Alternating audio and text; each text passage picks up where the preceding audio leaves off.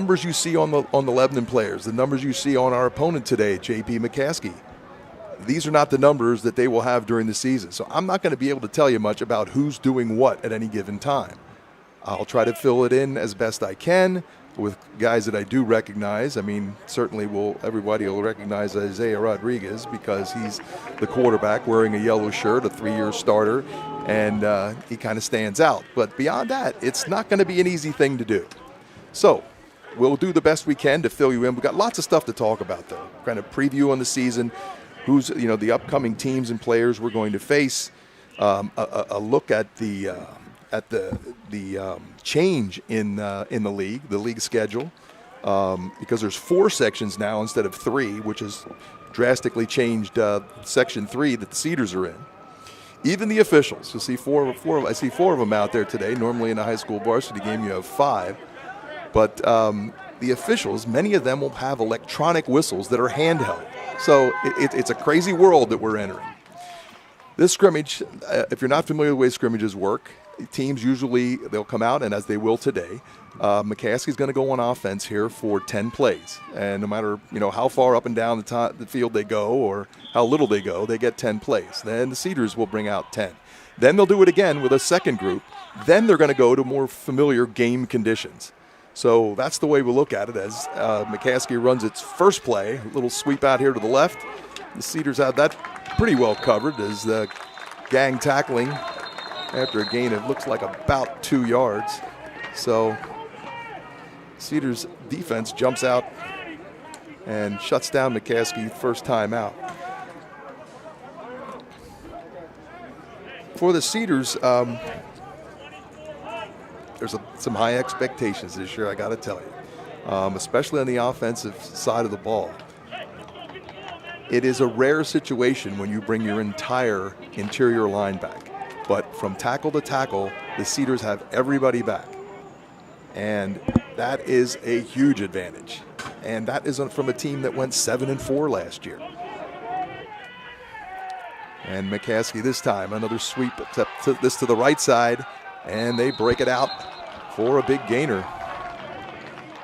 Pick up on that of about maybe 15 yards on the second play in this first scrimmage. Here's another thing that I got to warn you about with scrimmages. Until a few years ago, there was always 2 scrimmages that preceded the first game of the season. There was always a marked difference between the way a team played in their first scrimmage and the way they performed in the second scrimmage. Vastly better in just 1 week's time.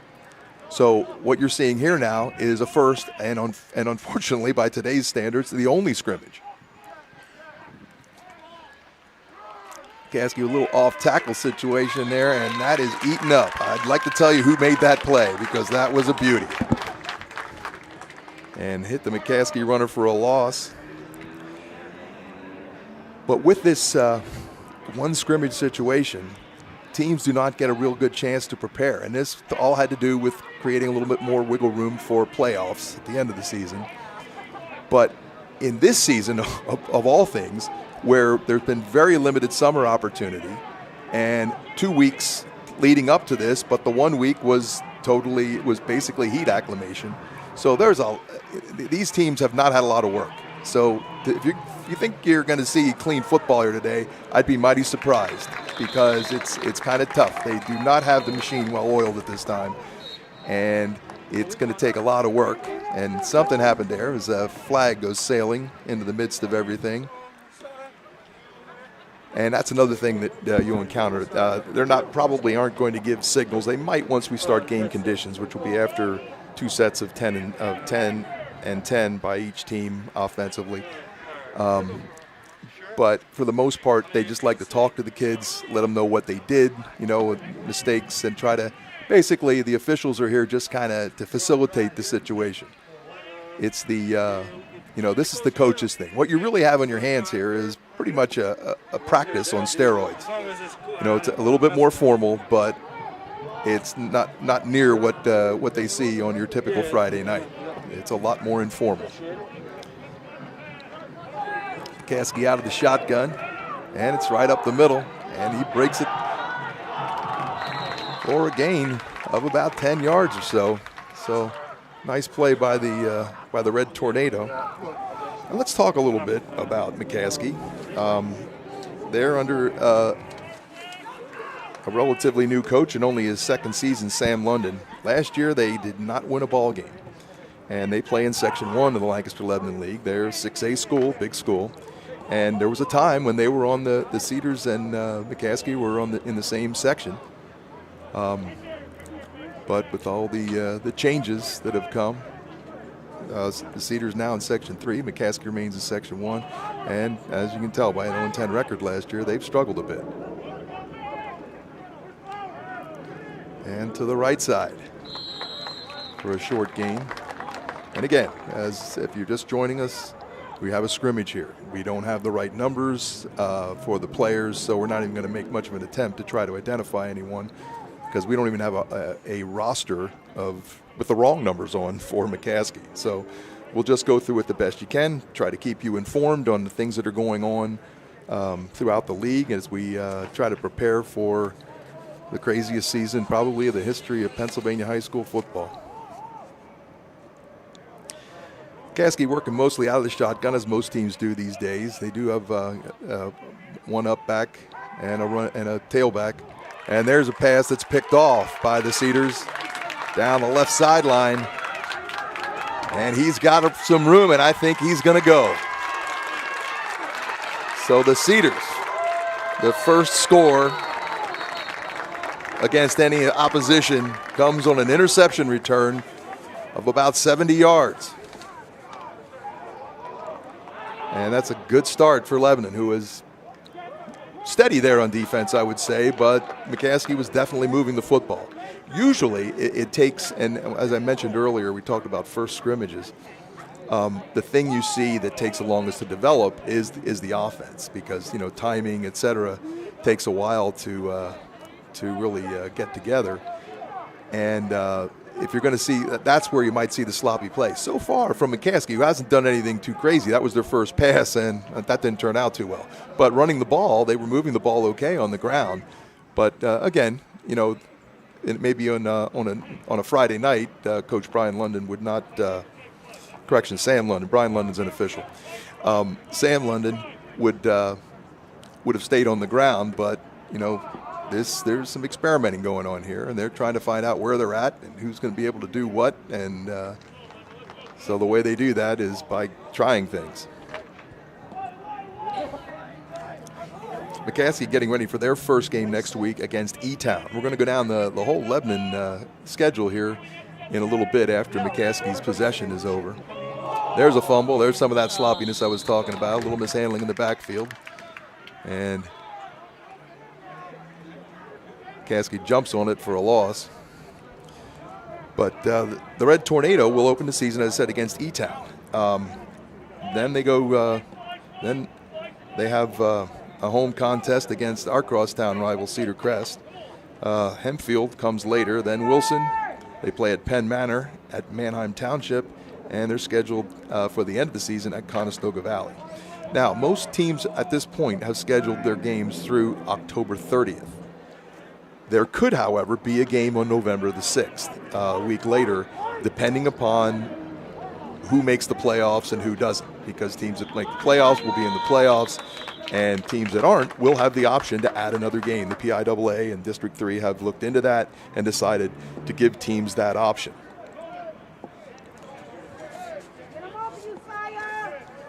So McCaskey could be adding another game to their schedule. I'm not sure what number play we're on here, but we're reaching the end of McCaskey's offensive possessions, which, as I mentioned earlier, they get 10.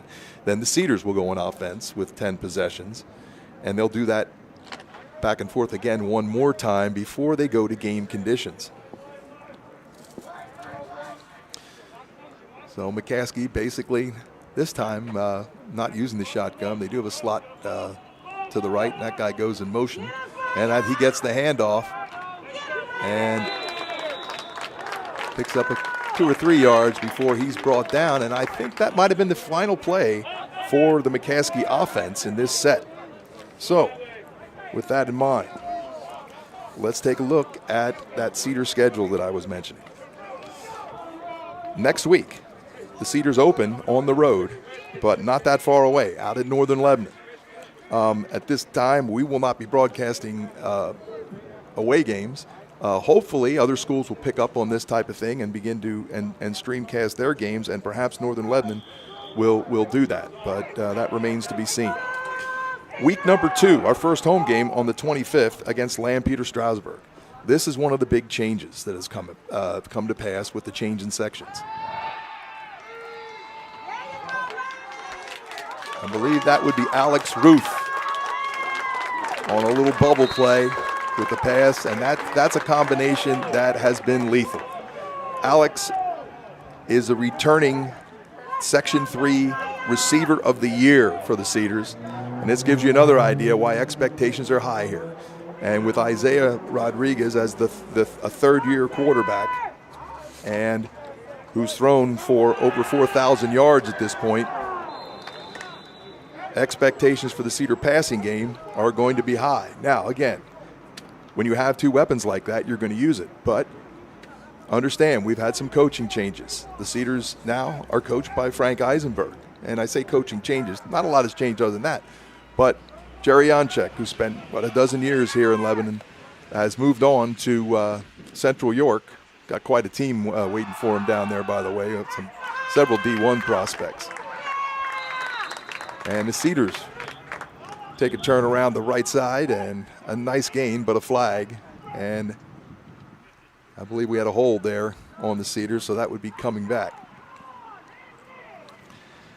But as I said, yes, Frank Eisenberg taking over as head coach, and he's going to be assisted by his number 1 guy, Jeff Steller, and Carl Litka, are 2 of the main guys with the Cedars. Also, Greg Herr, Bani Gabdayu, Jason Capello, Bill Hauer on the junior high side, Ryan Johnson, Tyler Roth, Cameron Gill, and Bob Norman, all on the Cedars coaching staff this year. And our athletic director remains Sam Elias, who deserves a pay raise or a bonus or something for all the work that went into preparing for this season. And the thing is, you work from week to week because you never know what's coming next. And talking with him earlier, it's been quite a summer with very few breaks, and pretty much he says he's exhausted at this point. And there's another pass from Isaiah, complete down to about the 30-yard line. So the Cedars moving the ball here, mostly through the air. And remember, our high school principal is Bill Giovino, and the athletic trainer, another guy who's got a lot on his shoulders with the virus, is Keith Varney. I believe that is Alex Roof. And he has got some excellent moves as on the flanker around. He's down close to the goal line, and they have him out of bounds just shy. Inside the 5, looks like about maybe just outside the 3-yard line. So the Cedars on their first drive, their first opportunity, I should say, with the football, have moved it down inside the 5-yard line, and we'll see where we go from here. The Cedars basically with a pro set, slot out to the right, and straight up the middle, and in for the touchdown. So the Cedars, 1 by virtue of defense, 1 now on offense, and they rack up a second touchdown in today's scrimmage against the McCaskey Red Tornado.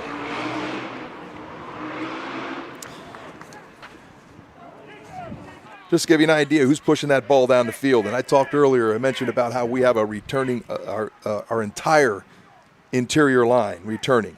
That interior line would normally have Cameron Eberhardt at center, but Cameron's is the only injury that we have right at this point. And so the Cedars did a little bit of juggling in their lineup. Tom Hershey, who's usually the right guard, he's now filling in at center. And you'll either see Jaden Rivera or Josiah Wright filling in for where Tom would be at the right guard spot. The left guard, as it was all last year, Jaden Ditzler. The tackles on the right side, Matt Carvajal. On the left side, Sincere Gonzalez. That is one tough line, folks. And like I said, they're the reason that things are so highly thought of. Cameron Eberhard, Jaden Ditzler both made the offensive honorable mention team last year for Section 3.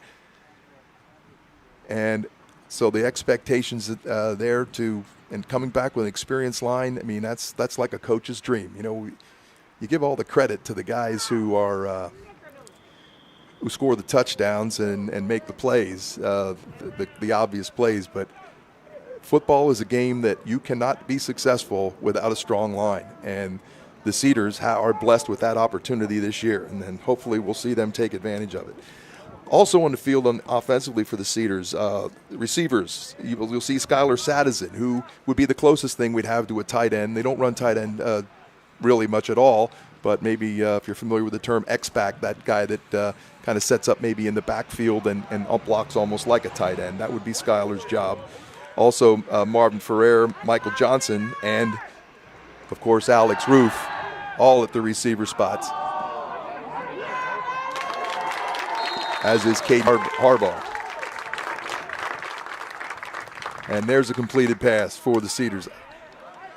And I tell you, this is a good thing to see this, because as I mentioned before, to come out and click offensively, especially with a passing game, for the first scrimmage is not the norm. And if you're doing that, you're a step ahead of the competition. And as we start to review the competition, we're going to see that the Cedars are going to be in dire need of coming out strong. And there, oh my, Alex Roof with a rare drop. He had a touchdown in his hands, and that one went right through his hands. They're going to depend a lot on Alex, and like I said, first scrimmage, the mistakes are going to happen, and they're going to happen all the way around. So, to give you an idea what we're facing, Northern Lebanon has not had the best of seasons in the last couple of years. 2 years ago, I mean, they had a run from 2014 to 2017 where they won 3 Section 3 titles. But in the last 2 years, they're only 2-18. And that is our opponent next week as we travel out to Fredericksburg. So we'll see what the Vikings have to offer next week. They're scrimmaging Hamburg this weekend, and which is sometimes is an often seen opponent here in Lebanon County as well. I know Anvil has played them in the past. But there has been significant changes in the section, and let me explain exactly what's happened here. Last year, the old Section 3 included Elko, Columbia, Anvil, Cleona, Northern Lebanon, Octorara, and Pequay Valley. They are now gone from Section 3. They have moved to Section 4. We are still playing Northern Lebanon and Octorara, but they are considered, they're non-section games. So they will not count in the section record, obviously, and the first goal of any team is to win their section title. Now in Section 3, there are 3 teams from last year, because with 4 sections, naturally the teams are spread out more. There's less in each section. Now Lancaster Catholic is back, Donegal is back, and Ephrata is back for Section 3. Some of the toughest opponents we had. And joining them is Garden Spot, who has struggled in recent years. They're the only one of these 4 that have struggled. Ephrata, which historically has had quite a few down years, their program is really rebuilt, and they're a team to contend with now. But the team that we will play at home in our first ball game is Lampeter Strasburg. Lampeter was supposed to play Conestoga Valley this weekend in a scrimmage, but as I mentioned earlier, Conestoga Valley has now basically put everything on hold for the next 3 weeks, and even school is being there will be no live school. They'll probably be online all next week before they consider returning after positive COVID tests there. But Lampeter is the returning, defending District 3 4A champion. So that is how we'll start section play in 2 weeks here at home against one of the top teams in the district. And don't think just because they're 4A that means, because they're a tough ball club. And I've seen them before, and they are well coached by John Mannion and his crew. Mannion, one of the longest tenured coaches in the league. He's now been there 23 years. He's got a well-oiled machine with the Pioneers. They will start, as I said, this week. That I don't know if they've managed to replace the the scrimmage. Maybe they'll confine somebody last minute that didn't have a scrimmage or theirs was canceled because they won't be able to play Conestoga Valley. But they open their regular season on the road against Solanco. Solanco, a Section 2 team, and so they will be well prepared when they come to Alumni Stadium.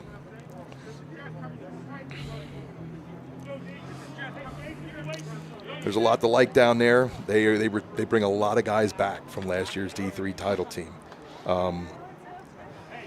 They have 3 two-way linemen on that team that return. So we talked about the Cedars and the return of their linemen. The Pioneers also return a lot. Zach Shelley, Nick Del Grand, Parker Owens, these interior guys that went all the way and won the district last year. And I think they lost in the semifinals of the states to Thomas Jefferson. So that's how tough things are going to be for that first regular section game. At quarterback, they had their starting quarterback last year was hurt early, and another kid stepped in, threw for 1,800 yards, 17 touchdowns. They went all the way to the district winning district finals, and this without the guy that they had planned to have at quarterback. But he is back, and the other kid is also back. So it is going to be an interesting situation. McCaskey's back on offense now.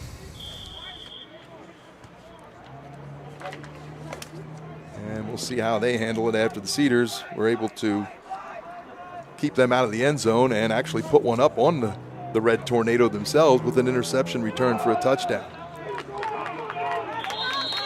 And McCaskey's lone pass attempt. McCaskey back to running the ball, and this time just a couple yards.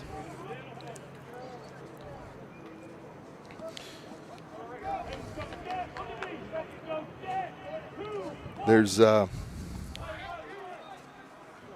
couple of things to keep an eye on for the Cedars, as well as we get.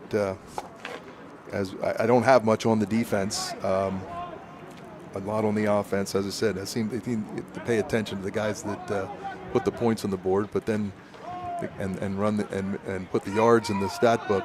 But the Cedars have already proven that you don't have to be on offense to score. As their first touchdown here came on an interception return. Bigger pickup there on that McCaskey run. Got about 6. And they do have down and distance showing now, so if that's the case, then they're starting this a little bit earlier than what they planned. So a little bit more of what we actually think of as football. 3rd down and 2 for the Red Tornado as they send a double slot out here to the left side and single back, but they send motion man to the right and now a flag. False start on the Red Tornado.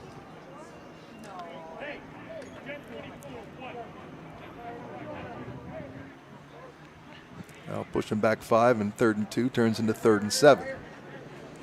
And that certainly changes your thinking. Let's see what Coach London decides to do here now, where might have been a run, might have been a pass. 3rd and 2, you're probably thinking a pass in this situation, but we'll see.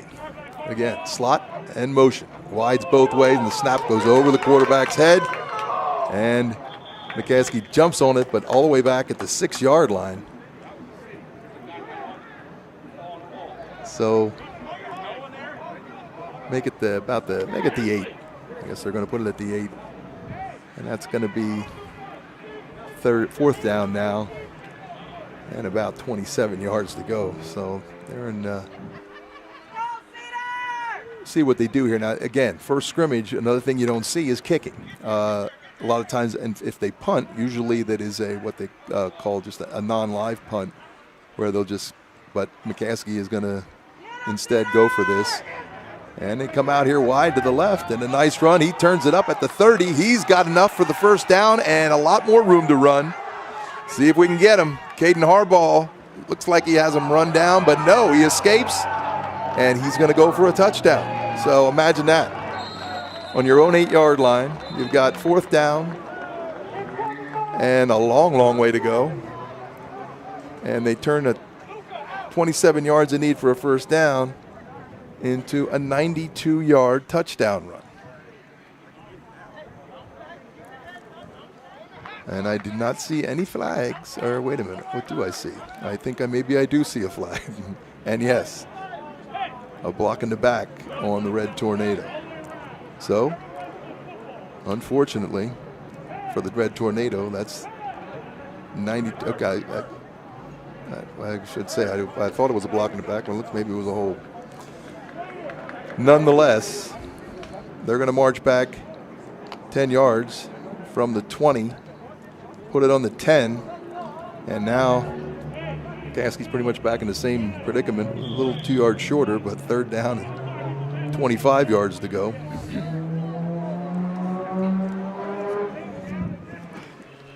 Cedars, that play notwithstanding, have been looking pretty good on defense, scoring a touchdown via the interception. McCaskey did move the ball the first time they had it, but the Cedars managed to hold, and when they decided to experiment with the pass, things didn't work out too well.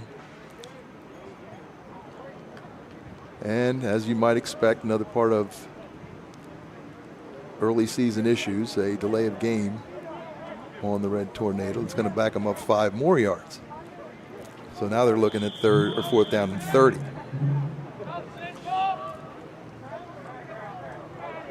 But again, now normally, obviously, there would be a punt in this situation, but this being a scrimmage and wanting to work on other things, they're going to.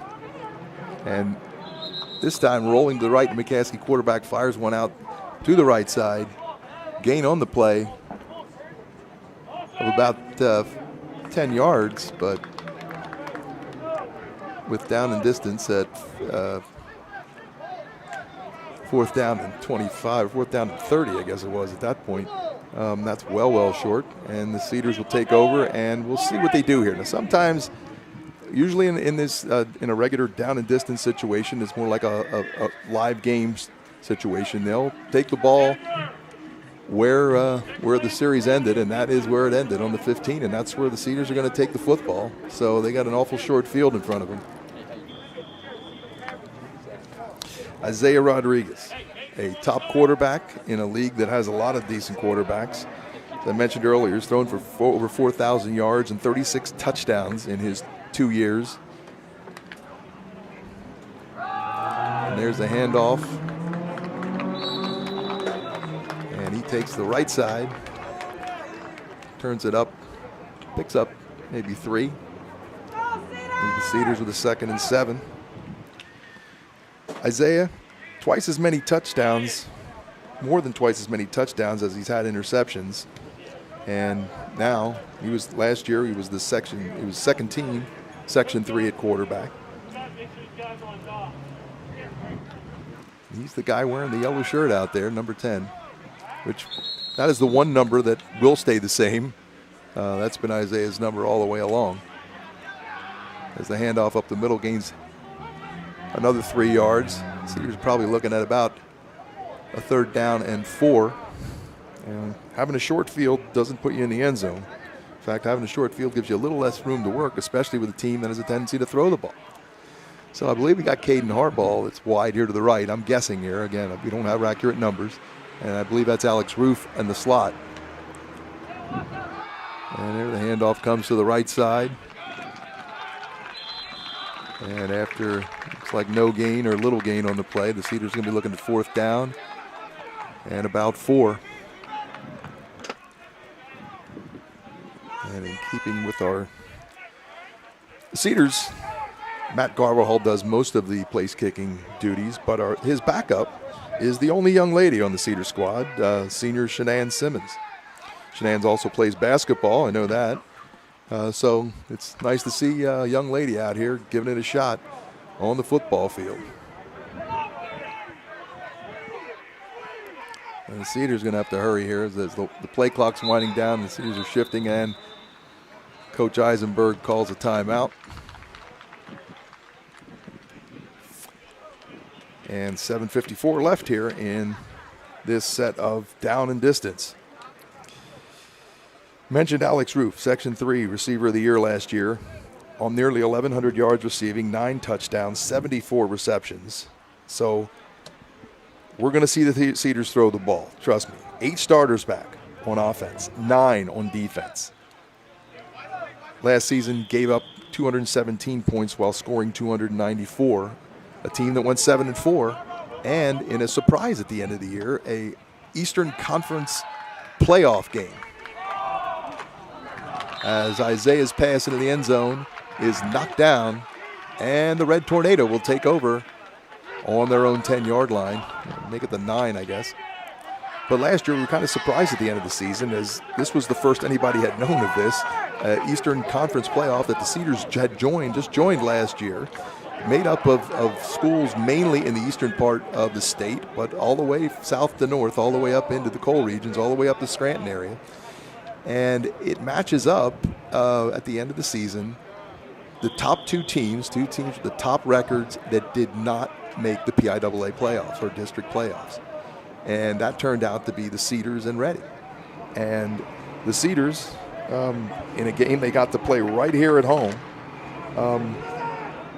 defeated the Red Knights and ended the season on a winning note, ended the season with a 7-4 record, 6-3 in Section 3, and set the stage for the high hopes that folks have for this club this year.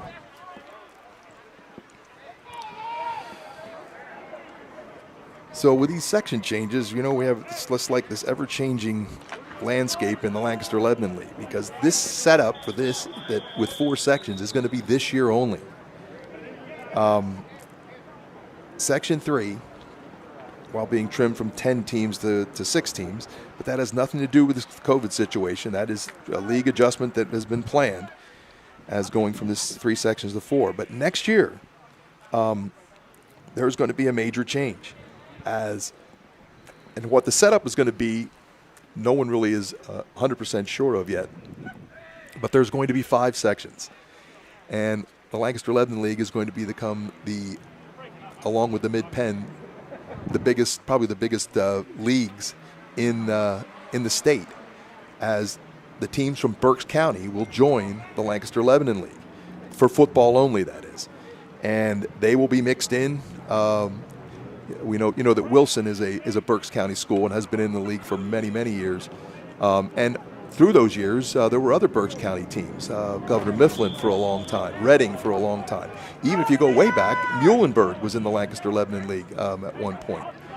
But all of those teams will now be joining the Lancaster-Lebanon League, and we spread out through the 5 sections starting next year. And McCaskey, running back, gets caught back there in the end zone for a safety. Kind of got himself turned around trying to make something happen and ends up in the end zone.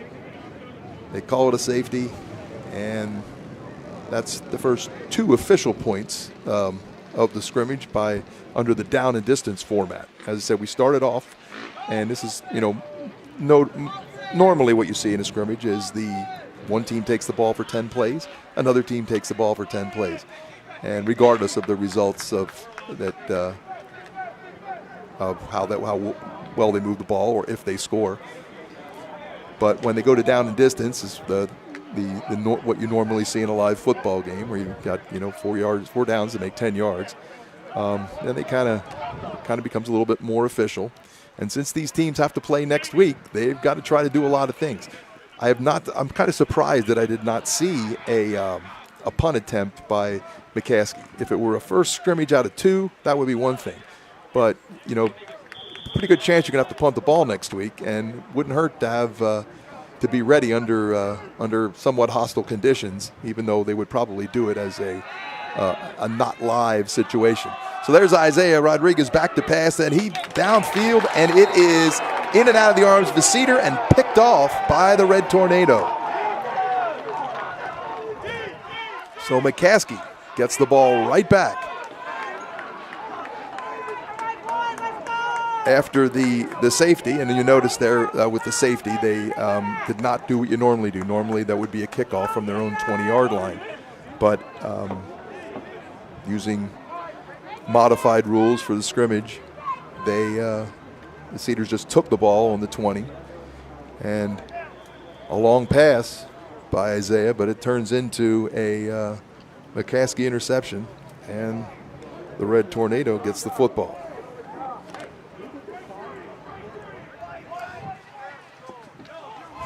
I want to get back to the Cedars schedule here in a little bit when we get a chance.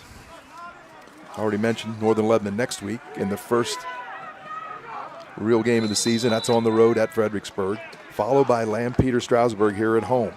Then the Cedars kind of alternate back and forth, home and away, as their third game will be at Ephrata. That's on October 2nd. The following week, October 9th, is homecoming here at Lebanon High School with Garden Spot as the opponent. Then down to the Lancaster Catholic Crusaders on October 16th. October 23rd, we're back home for Parents' Night against Donegal. Then, and that is the end of section play at that point, as a loose football.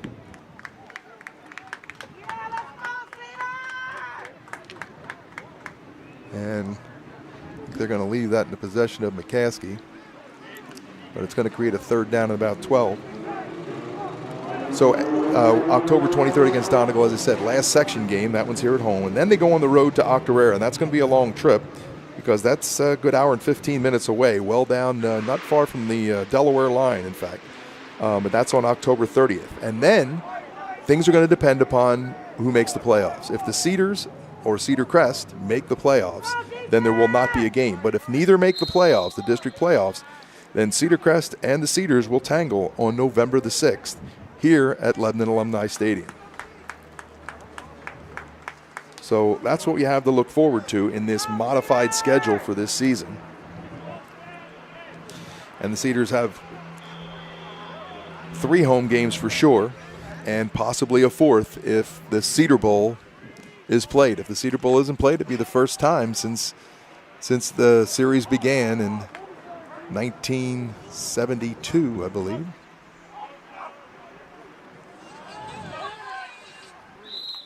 I should remember that. I was there. That was a heartbreaker. 15-13 loss on a field goal in the waning seconds. As McCaskey now facing a 4th down, and again, doesn't look like, I don't think they're going to punt. They're looking at 4th and 16. And probably just going to run a play. So the Cedars with a 7-game schedule this year, possibly 8 if the Cedar Bowl comes to pass. And every team in Section 3 now is had a record that was equal or better than the Cedars regular season record last year, with the exception of Garden Spot. Lancaster Catholic is the returning section champ, 2 years running now, and they've won about 6 District 3 titles and a state title in their history. So this league is a tough football league. So Garden Spot's the only team that struggled in this section, and like McCaskey, they didn't win a football game last year.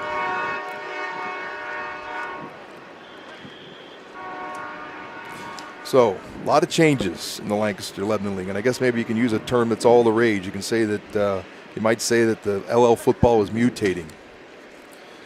Too soon? Maybe, huh?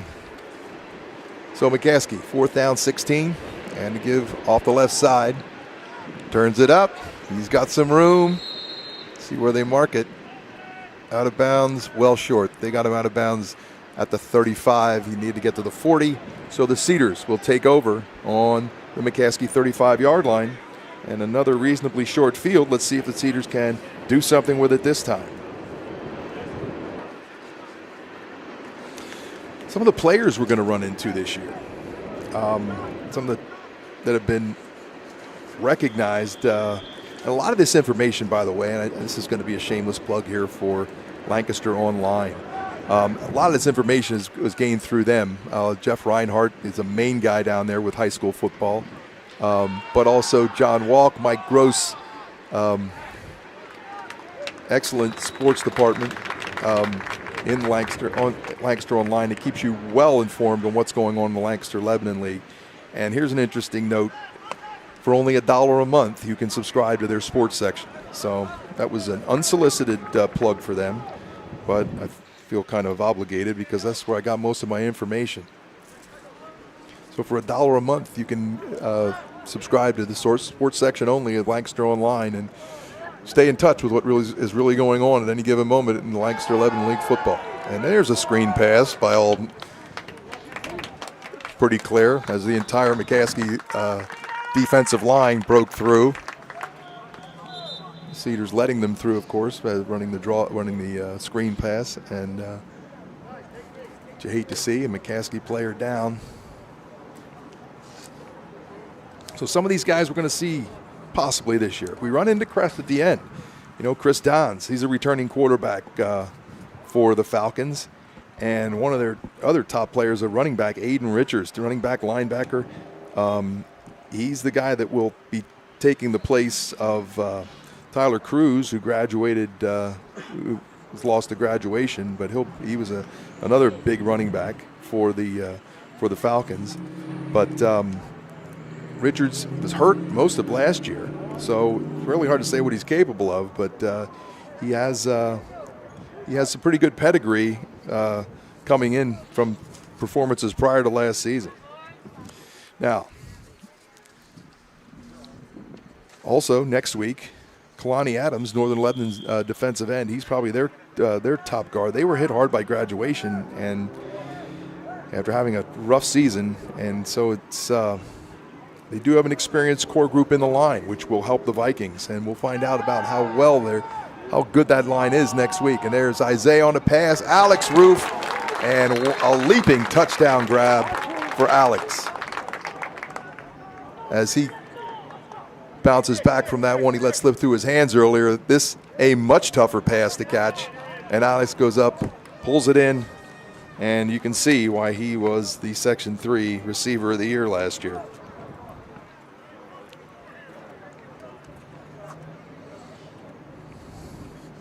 So next week, Kalani Adams probably leading the way for both ends on both sides of the ball for Northern Lebanon in the line.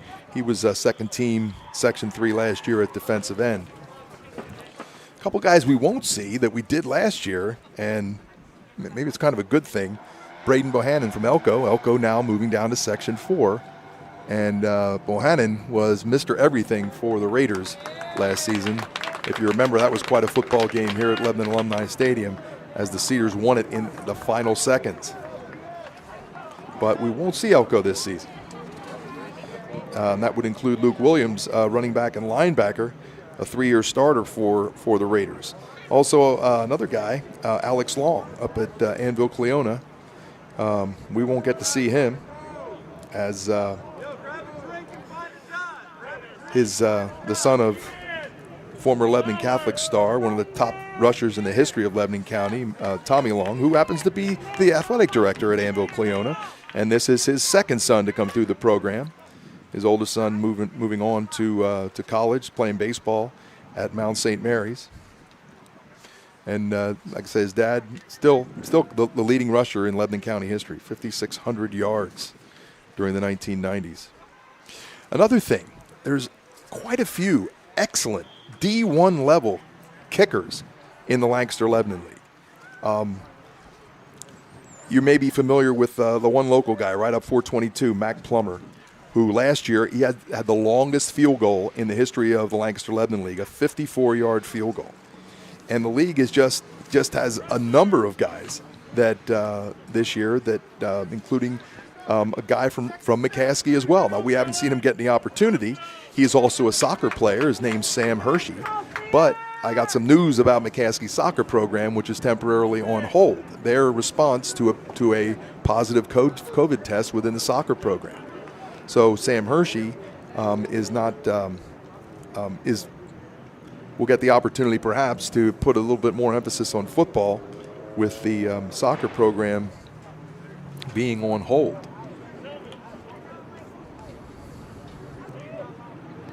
But Sam, he's had excuse me, he's had some long kicks in practice. Never a 54-yarder in a game. He had a 56-yarder in practice, but Mac Plummer said holding the league record. But there's other ones. Manheim Central with a guy named Nate Reed, a rising senior. A rising junior, Walker Martin at Garden Spot, who we will get to see. And Lancaster Catholic has an excellent kicker in Daniel Mueller. And so we're going to get to see some pretty good kickers this season, which is, you don't think about it too much, but these guys are the real deal. These are D1 level guys. They're kicking that ball 50 yards in high school, and that's to add 10 yards as you mature through early adulthood is not a far stretch. So we get to see something maybe doesn't come up all that often. I know Cedar Crest, I can't remember the kid's name, but I know he's kicking Division I. In fact, he was a walk-on, I think, at Eastern Michigan, and now was given a scholarship there. I know he won at least one game for him with a game-winning field goal at as time expired last year. So McCaskey with the football now. Again, ball ends up on the ground. They pick it back up and moves it ahead for 3 yards and a short gain after what could have been a disaster there for the Red Tornado.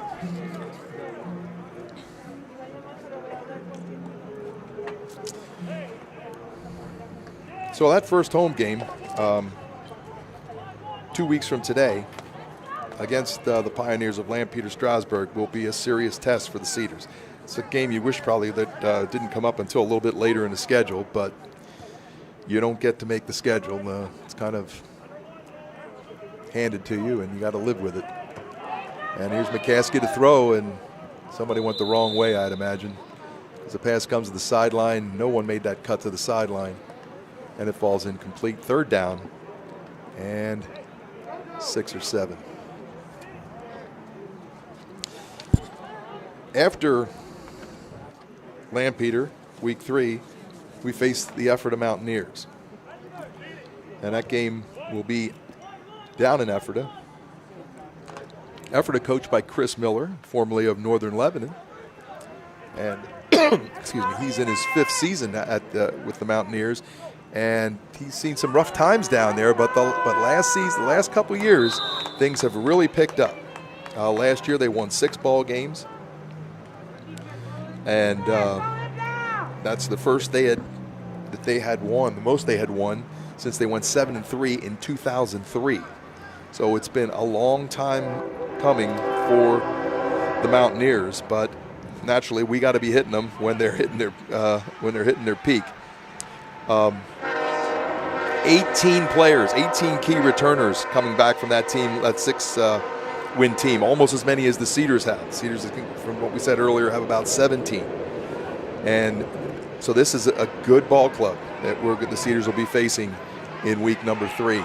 As McCaskey now down the sideline, and he is gone. So a 4th and 6 turns into a long touchdown run, and it seems the Cedars are not really the break. They don't bend. Either they stop you or they snap for a big one, as that's the second big one. The first one got called back. This one will not be called back, as the McCaskey runner goes the distance. And they're not going to do the extra point. They're just going to flip things around, and the Cedars will take the football, I'd imagine, on the 20 or the 25-yard line.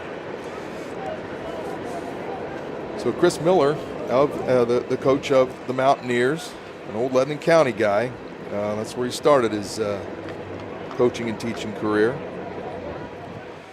Will lead the Ephrata. Now, Ephrata did lose their all-time leading passer in Caden Kiefer, and he was a good one. So that's a big hole to fill.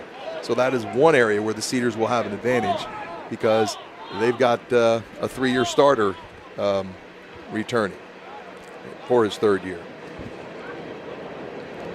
So the Cedars are going to take over. Looks like the 25-yard line. And we're still in that down and distance portion with about 4 minutes and 12 seconds left in that. 3 scores thus far in the down and distance. A safety. Cedars caught McCaskey for a safety. Alex Roof caught a touchdown pass last time Cedars had the ball. And McCaskey just with a long run of about 66 yards for a touchdown. So if you were keeping score at home and you were just doing this down and distance portion, I guess the score would be 9-7 if you want to kind of automatically give them the extra points, which is anything but automatic on a high school game.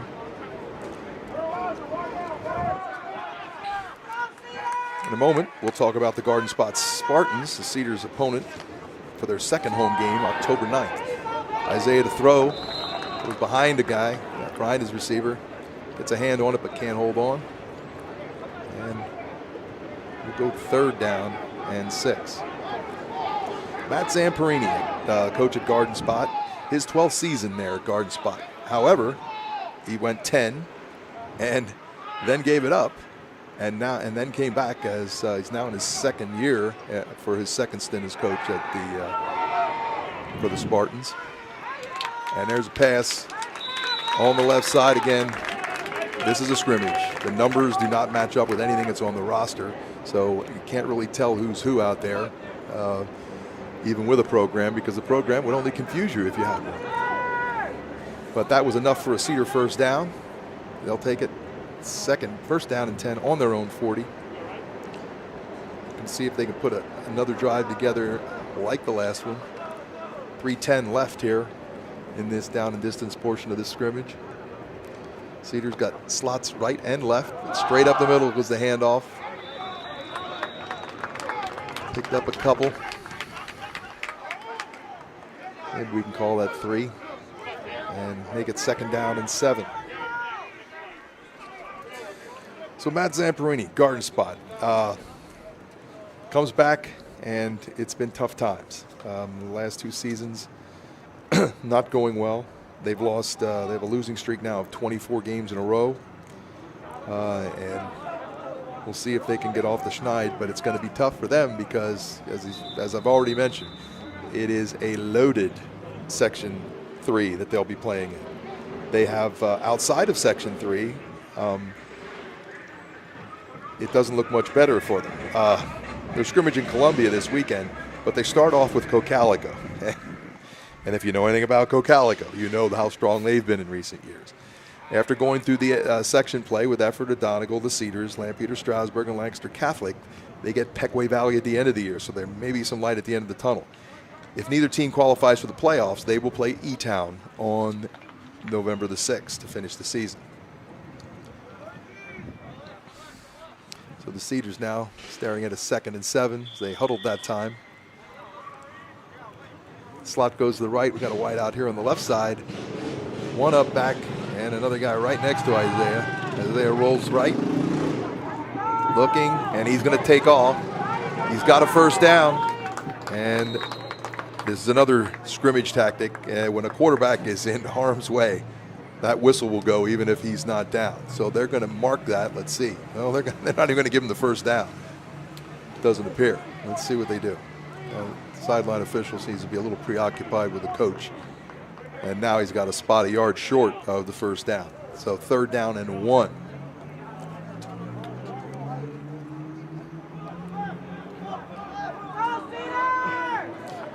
Cedars got double slot right, single slot left, as everybody is wide with a wide open, empty backfield, and the pass complete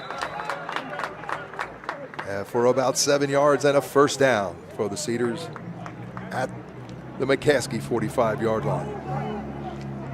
So the Cedars showing the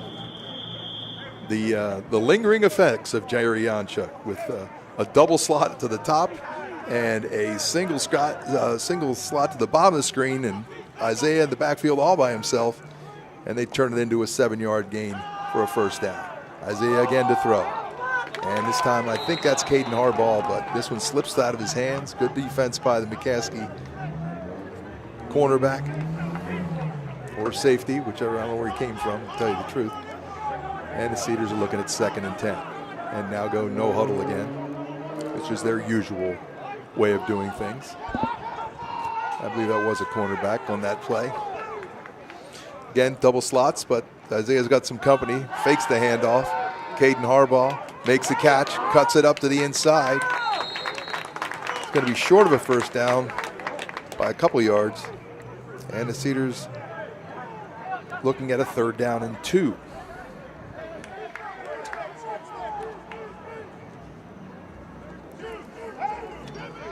time things tighten up a little bit, not as wide. And with the back, Isaiah looks downfield and fires short underneath. And that catch is made by, I wish I knew who to tell you, but it's enough for a first down. I promise you, when we come back here in 2 weeks, we'll know who all these guys are. But now they've got different numbers than what appear on the official roster, and we're not quite as familiar with them yet. I mean, if this were the last game of the season and we've seen them play several times, we might have an idea who they are even without their numbers. But as it is, we don't know. So a timeout's called as the Cedars with 1st and 10. Gives us a chance to take a look back again at who the Cedars will be playing against this year. So Garden Spot brings 13 full-time starters back from last year. So they do, while they didn't have a very good season, they're looking at a lot of returning players. So they when you bring your young guys back with some experience, then good things can happen. The key is, can you get over the hump? You know, when you're mentally, it's a mental thing. You've lost 24 in a row, and the skill players seem to be there for them. But we'll see what happens. They do have that. I'm sure that they're thinking about Peckway Valley, which is notorious for having some weaker teams. As Isaiah looking downfield and firing, and off the hands of the receiver, Caden Harbaugh, and incomplete, 2nd and 10. So we'll see what Garden Spot can do if they can overcome just the stigma of, let's say, of that which gets in your head, that 24-game losing streak. But they got to start off again with Cocalico, and they were Cocalico, the reigning District 3 5A champions. So not a good starting spot for a team that you want to that's hoping to try to get its some confidence, and you have to go up against a team like Cocalico, which is not the type of team that inspires a lot of confidence in the opposition. Okay, so here go the Cedars, 3rd down and 4. Isaiah to pass. Rolls left, fires, wide open for a touchdown. I hope they're going to give him a touchdown because it certainly seemed to be in. I don't know what they're doing. Oh my, you got to be kidding me. I think they're going to have him out on about the 1-yard line. Okay, well, we'll take that. It looked from here as though he got inside the pylon, knocking the pylon out, but the official marked him out of bounds at the 1. So the Cedars now 1st and goal from the 1-yard line, with that strong front line up in front of Isaiah Rodriguez. The give straight up the middle, and the Cedars are hit for a loss. Like he dropped a couple on the play, move it back to make it 2nd down and goal from the 3-yard line. Cedars line up again quickly. This time they spread it out a little bit more. Slots to the left and right. Isaiah rolls right, looking. Now he turns it up, and he's in for the touchdown. So the Cedars looking pretty good on the offensive end of things when, as I mentioned before, that's not always the case when you in that first scrimmage. And in this case, as it's become, not because of COVID, but because of changes in scheduling, it's become the only scrimmage that teams get. This year it just happens to be exacerbated a bit by the fact that teams did not get a lot of summertime work because of the COVID situation. And so they're really working with a lot less practice under their belt than they would have in a normal season. But the Cedar offense, again, when you bring back experienced guys, they seem to be clicking. So the Cedars, as they did earlier, they attempted an extra point, and they're going to try to kick another one here. See how they look in this area. After this, we'll take a look at the Lancaster Catholic Crusaders. So Section 3 is no cakewalk, folks. Now these things aren't done live. You won't see if McCaskey's not charging. It's just, kind of get to their positions, take a step to what they would normally do, and that's about it. And that kick was good. So the Cedars with another score. Lancaster Catholic, new coach, Chris Maiorino, as Todd Mealy, the former coach, had to retire. Todd has had significant issues with his voice over the years, and in fact, coached and teaches with an amplifier system, so he doesn't have to strain his voice as much. But he's got some real issues there, and that probably more than anything is the impediment that just became too much for him to continue coaching. So under Maiorino, the Crusaders come back, but they were hit hard by graduation. Just 7 starters are back for Lancaster Catholic. They have, but a couple of those guys are two-way linemen, and that doesn't hurt. As I mentioned, when you have experience in that line, it can make up for a few other sins. They got some backs coming back.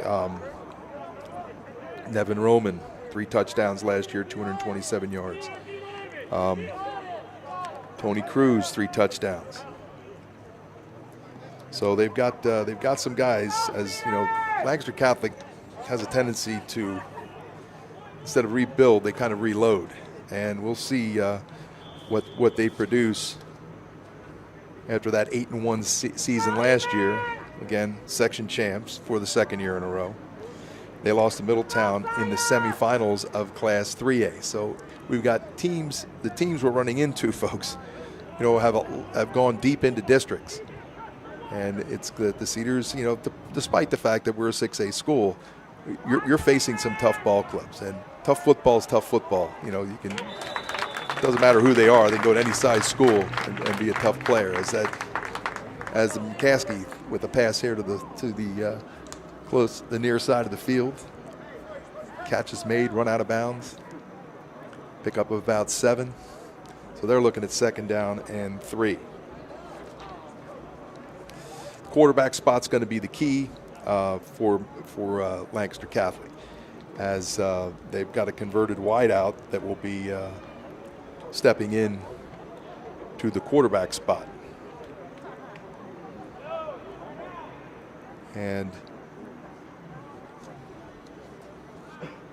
there's also another fellow who was the backup last year.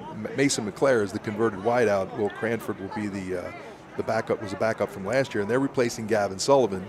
Big shoes to fill, because Gavin led them to 2 Section 3 championships and to the, as we mentioned, the District 3 4A semifinals last year.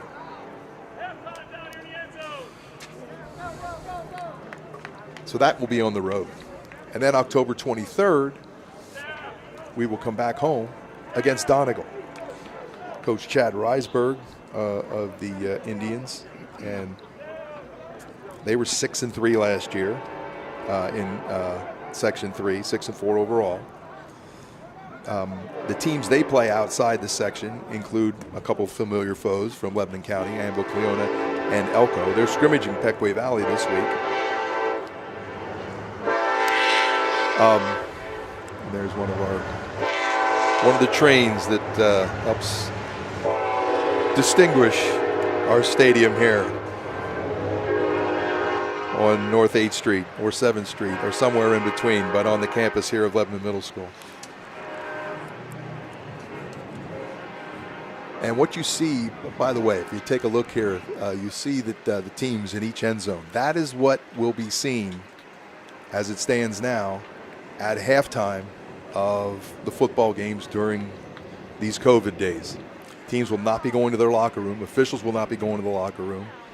And they will be trying to maintain distancing as best they can. Another tidbit, what you will also see, if you watch this game closely, and if you know me, you know that my normal avocation, if you will, during football season is wearing that striped shirt for 35 years. But due to personal obligations during these COVID times, I am not. I've opted not to work this season. So I have some familiarity with some of the little details of rules that most don't. But in a normal season, they extend. Well, it used to be 30-yard line to 30-yard line, what they called the team box, and they extended that to a few years ago to the 25-yard lines. This season, with the exception of coaches, players will now be able to go down as far as the 10-yard line. So basically, you'll have an 80-yard team box for play, so players can spread out and distance themselves. Also, it's a requirement that when players are not in the ball game, that they have to wear a mask on the sidelines. Coaches not required to do so. Officials, it's optional as well, but you will probably see officials wearing masks.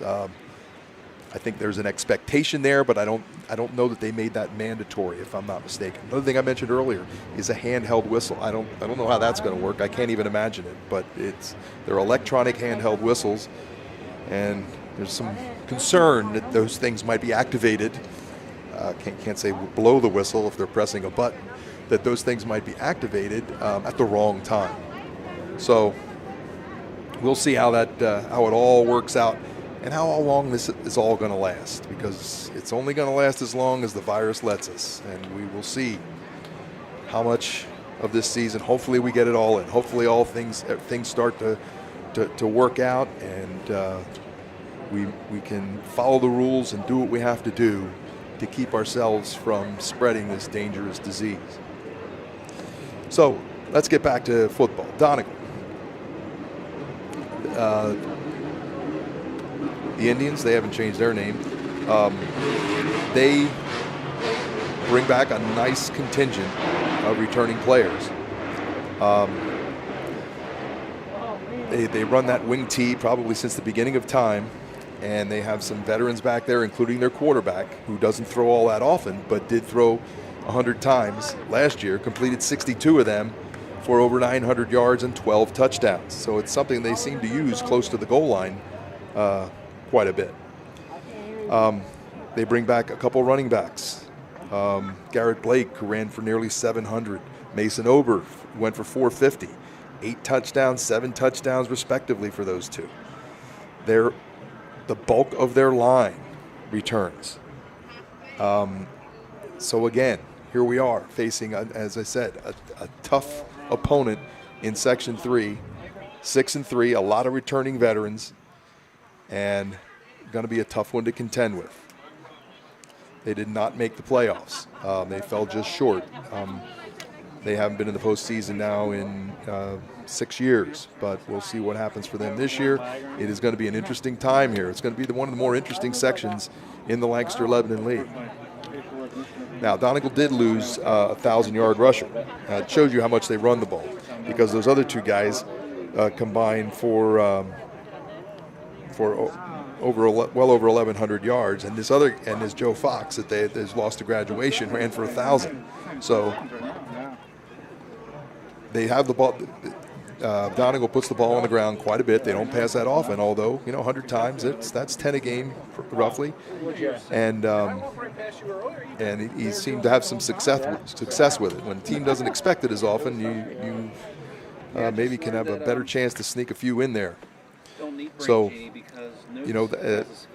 with the Cedars, you're going to see the same thing with Donegal, running back by committee. The seniors are looking at a lot of different guys, several different guys in the running back spot.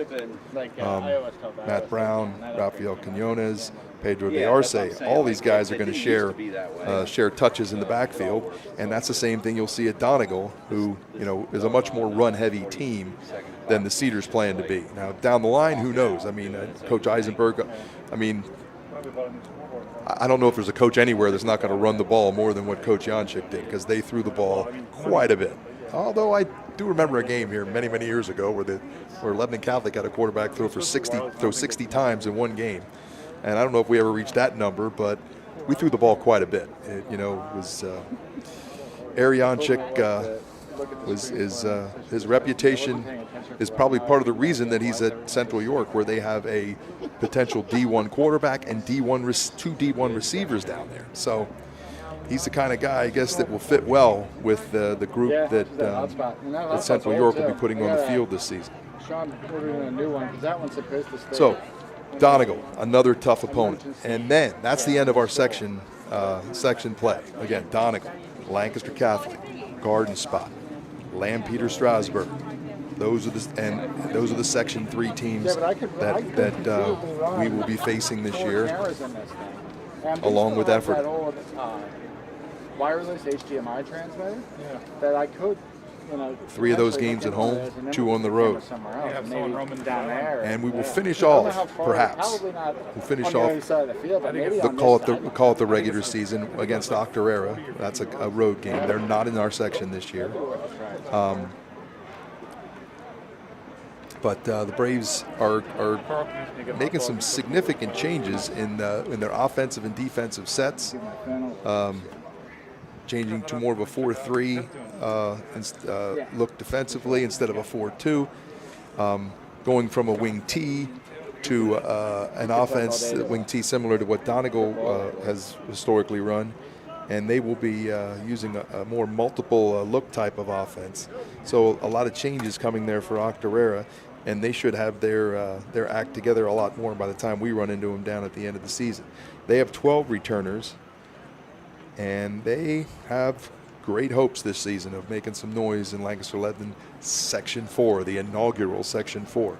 And as I mentioned, it's only going to be around, though, for 1 year. I mean, there will be Section 4, but there's also going to be a Section 5 after this season when the Berks County teams join us in the Lancaster-Lebanon League for football only. So, who's the guy down there at Octorara? Well, you're probably looking, they have 2 quarterbacks. They're going to be probably working 2 guys in as they did. Schmepp and Nick Mattingly, but those guys are gone. So this year they're moving, but they're sticking with 2 guys. Wes Stoltzfus and Paul Murray will be getting the quarterback duties. Stoltzfus got some snaps last year.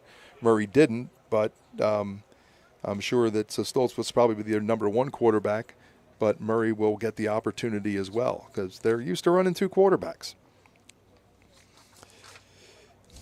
How will we end the season? Well, that remains to be seen. Depends upon how successful we are. Will we get to the playoffs? The PIAA playoffs. I don't know what's going to happen with the Eastern Conference this year. If they're adopting anything different because of the COVID situation. If they're going to take a year off or how that'll work. But tentatively, we are scheduled to play the Cedar Bowl on November the 6th. And the Falcons are under Coach Rob Wilderson, who's now been there 7 seasons, believe it or not.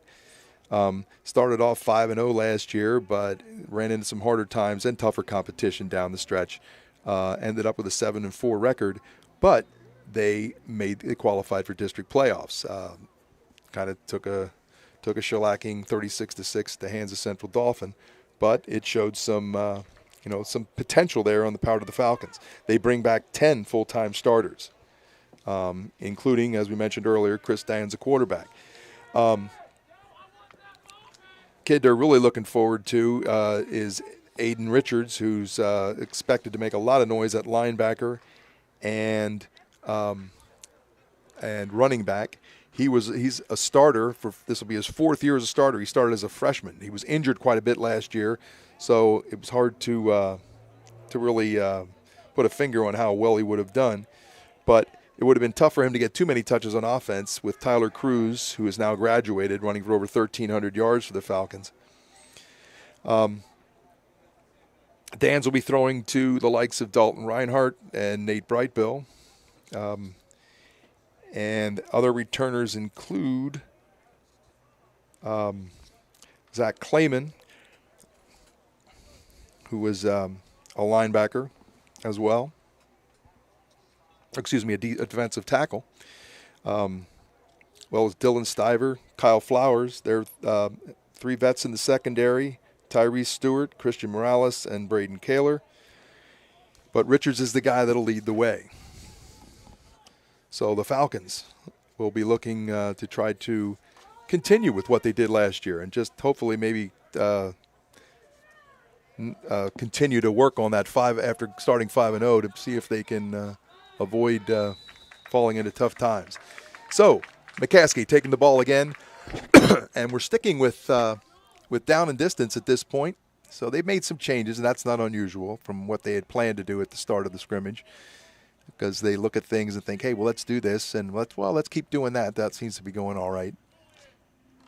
As I mentioned before, this is just like a glorified practice. It's not an official game, so we don't know who the players are because they're wearing practice jerseys with different numbers than what they will have on Friday night starting next week. There's a run up the middle by McCaskey as the Cedars now with some of the younger guys in the ball game, as that gives McCaskey a first down.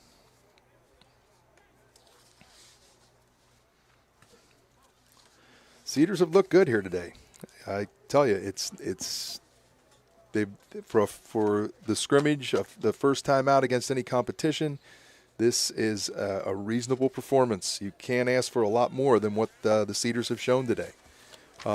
McCaskey's broken some big plays, but other than those couple big plays, the Cedars have held pretty strong defensively. As I say this, and hitting their receiver on a slant, and a gain of about 20 yards on the play. But again, these are, the Cedar, it's just a second group of Cedars that wasn't on the field earlier, so they're just getting adjusted now as well. But it's been, I would say, a positive experience here for the home team this afternoon. And certainly will give them a little bit of momentum going into next week's game at Northern Lebanon.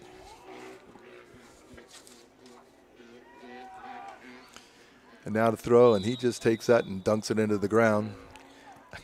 Was there a receiver there? Pick a number. Everybody's got an eligible number, it looks like. So that's a call that's not going to be made if that was intentional grounding in a situation like this. If there was a receiver there, it was a good play. But since the numbers, any number of 50 to 79 is normally ineligible, but you got guys on the line in a scrimmage like this, because I said they're wearing different numbers, that you'll have interior linemen wearing 40-something. And the handoff again, straight up the middle, and a big gainer again for McCaskey. As the second down play goes from the 40 inside the 15-yard line. They'll mark it about the 13, I'd say. So a gain on the play of about 27 yards. And McCaskey now with first down and 10 at the 13.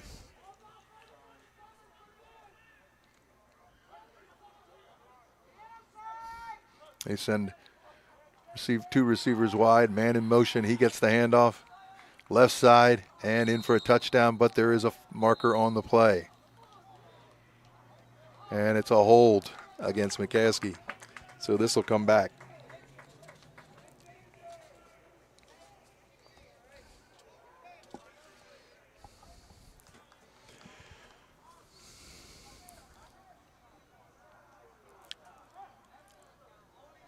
It's kind of a nice day for football. Not too cold, not too hot. The sun has stayed behind the clouds for the most part, which has kept things pretty cool and kept the sun out of our eyes, which is even better.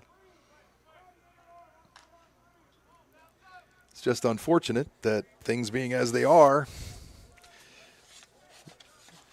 you're just not going to be able to get into the games. Another motion by McCaskey. Runs motion most plays. This time, though, the give goes straight ahead.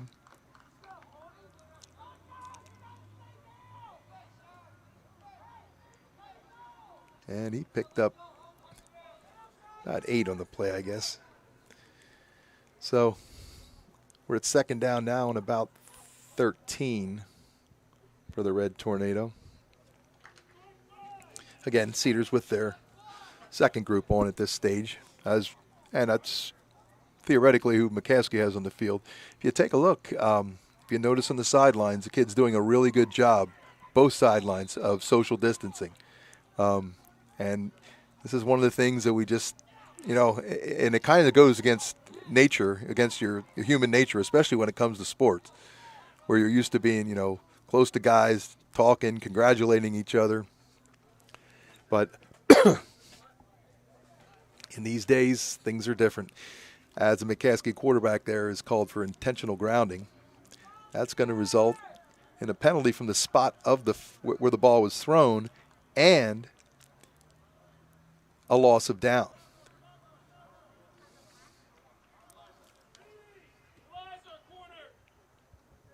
So it's 3rd down now and 13. Oh, excuse me. It was 3rd and 13. Now it's going to be 3rd down. And looks more like 25. McCaskey sends 2 receivers top and bottom. I'm going to bet one of these guys goes in motion. That seems to be their standard. Naturally they don't do it this time. And again, they go back that slant, but right through the receiver's hands. Incomplete, and we'll have 4th down.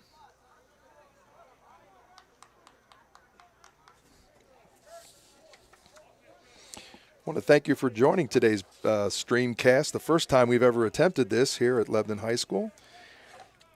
Zach Musser, our technical guy, he's on the camera. He's running it all because you can't have too many people here. And this was Zach's brainchild to begin with. And we hope to be back here with you for the Cedars home games. 3, maybe 4 of them. We'll see just how many we get after this. As McCaskey calls timeout now, 4th down and 25. See what Coach London can come up with to try to pick up a 1st down. He's had some success in this area. Earlier, a 92-yard run, which unfortunately for the Red Tornado was called back. But later, a 66-yard run for a touchdown. It wasn't 4th and 25. On that 92-yard run, it was about it was 4th down, I think, and they were on their own 8-yard line, and I think it was like 30 yards to go, if I remember correctly, somewhere in that vicinity. And he took it the distance.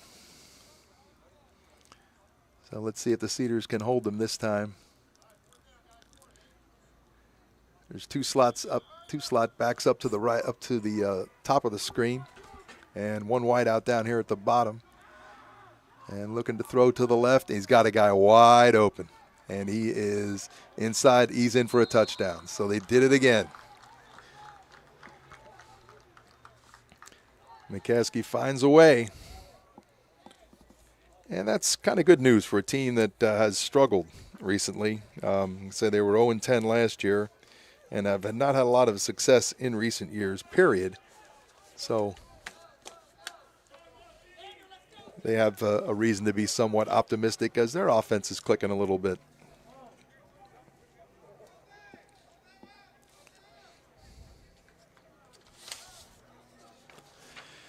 So the Cedars will take over. And we'll see how much longer things are going to go here.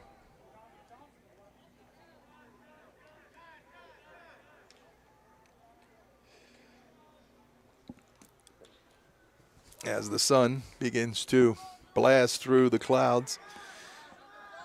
This is why you're glad these games are played at night. This is not the most advantageous position for a home team to be facing into the sun, but since most of these games are played at night, it's never been a big deal. As with the Cedar backups in, they swing a pass over to the right side, and after a short gain, a host of McCaskey players are in on the tackle. I've had a lot of information for you here today.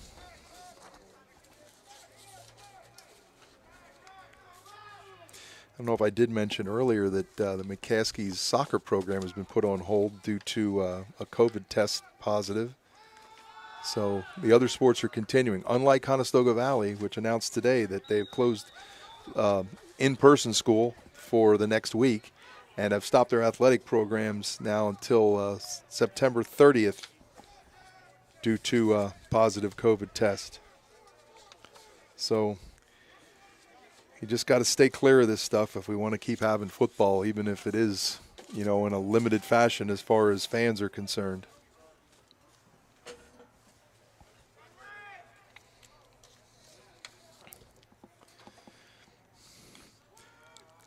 And here's a Hand off to the left side. And nice pickup and a nice tackle. Nice form tackle, they would call it here, the coaches, by McCaskey. But it's not until the Cedars have picked up a first down. So the second gang picks up a first down. And they'll go first and 10 from the 39-yard line. Hey, speaking of the playoffs, that has been modified as well now. Only 20 of 92 football teams will qualify for the playoffs. In the last two seasons, 44 have qualified. So they have cut the number of teams qualifying for the playoffs to less than half of what it was last season. And again, the COVID considerations are in play. 6A, which normally has 8 playoff teams, that's dropping to 4. So that's going to reduce the likelihood of the Cedars having a shot at the playoffs. Class 5A is going to go from 14 to 4. 4A from 10 to 4. As, again, the Cedars swing it out to the left side. And Cedar receiver brought down for no gain on the play. In Class 3A, they're going from 6 to 4. Class 2A is going from 4 to 2. And Class 1A, which has only had 2 teams qualifying, is going to stay at 2. So a significant change in the playoff format for this season. And budgetary considerations, understand something, folks. The sports that bring in money in large part to high school athletic programs are football and basketball. And right here, you're looking at a stadium that, at this point, by the rules in place right now, is going to be limited, greatly limited in the number of people that can get in the stadium. So that's a loss of a lot of revenue for school programs. That impacts District 3 as well. There's a handoff to the left side, and again, strong run by the Cedars, picks up about 5 yards. Second down and 5. So Class 1A and 2A, they're going to play the weekend of October 30th is when they're going to play their championship.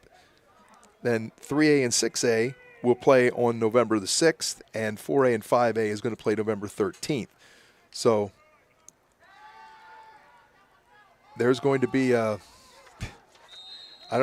that's why the Cedar Bowl is a very tentative situation, because if either team qualifies for the playoffs, naturally they're not going to be able to play the Cedar Bowl.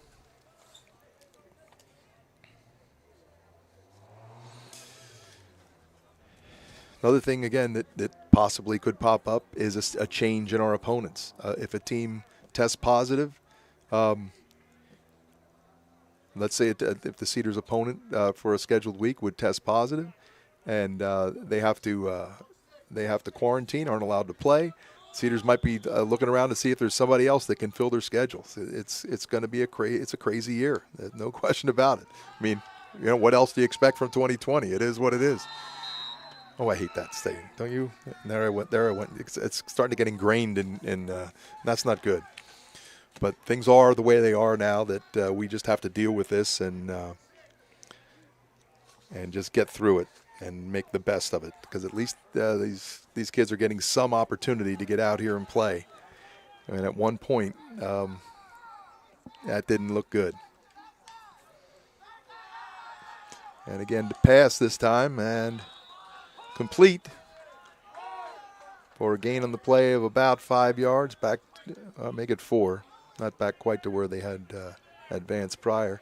So the Cedars we're going to see something here we haven't seen thus far this afternoon, and that is a punt. Now, in all likelihood, this is not going to be a live punt. In fact, McCaskey hasn't even sent anybody back to receive the punt. Usually what they will do, the snap, well, they should, let me see what they're going to do. Normally these things aren't done live. Yeah, and they're backing them off now. Okay. So with nobody back to catch the punt, though, they just kind of step. And the idea is just to get a feel for the way things will work next week as the punt rolls into the end zone.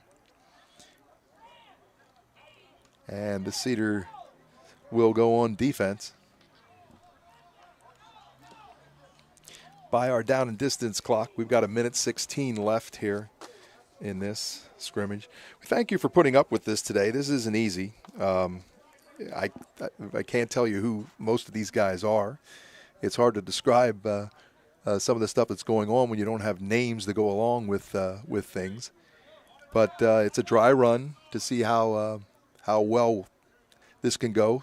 We'll have to get with Zach here when things are finished. Zach Musser, our technical guy that's handling the cameras and everything that goes into this that requires pressing a button, because I'm not pressing any buttons. So McCaskey will take over, 1st and 10. And I think they got it on the 25. That's become the starting spot in recent years for in scrimmages.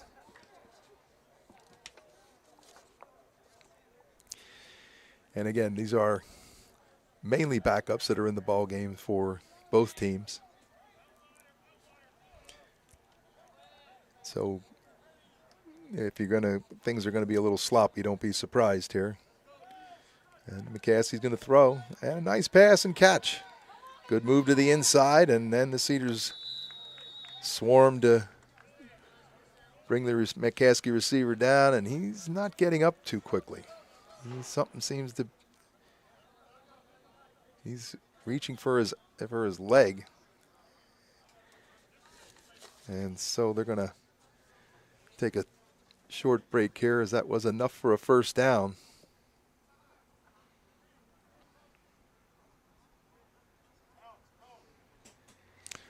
The unfortunate part of football, any sport, the injuries that, and they can change your whole season, depending upon who that injured player is. And certainly, for the kid, it's not a good experience either. I mentioned earlier, the Cedars coming into this only had one kid on the injured list, and that is the offensive center, Cameron Eberhardt, returning offensive lineman, part of the Big Five that the Cedars will put up front of their entire front line that's returned. Hopefully he'll be back on the field and ready to go next week. That remains to be seen. If not, in the meantime now, some of these kids that maybe wouldn't have gotten the opportunity to get a lot of repetitions are getting that chance.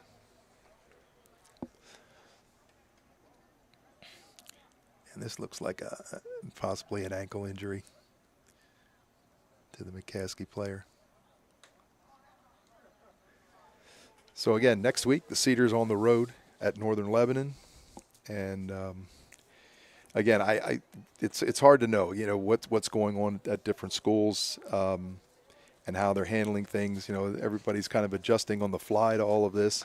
You don't know what's going on from week to week. At one point, they didn't know if they're going to have a season. And then, are we going to have a full season? When's it going to start?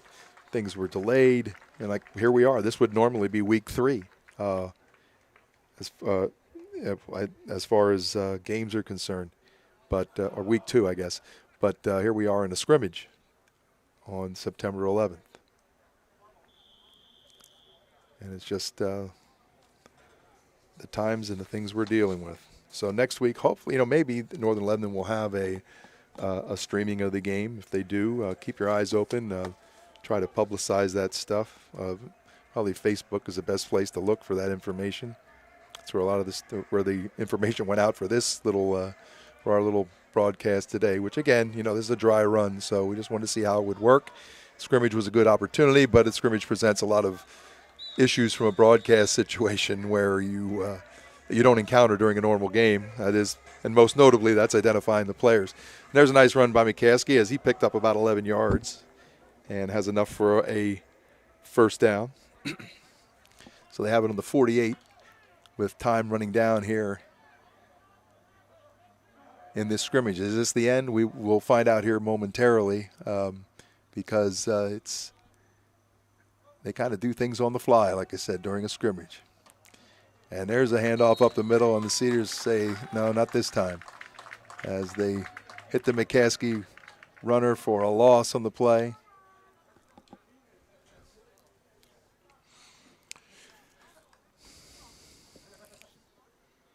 And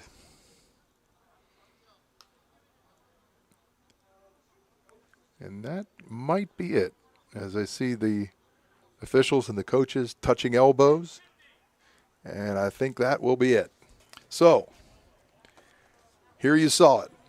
For the first time, a streamcast of 11 high school football activity, we'll call it, as scrimmage, as the Cedars looking pretty good here this afternoon against the McCaskey Red Tornado.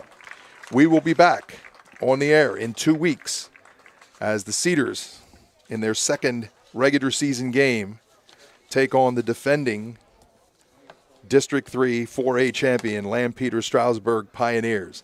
That'll be Friday night, September 25th. And we hope you join us then. We'll be posting that. It's going to be the same link, I'm sure, to the WLHS YouTube page. And we hope to bring you that ball game, and hopefully we can have a whole season here. Thanks for being with us. Thank you to Zach Musser for everything he's done. Thank you to Sam Elias for opening the door to let us in here. And we'll see you in a couple of weeks.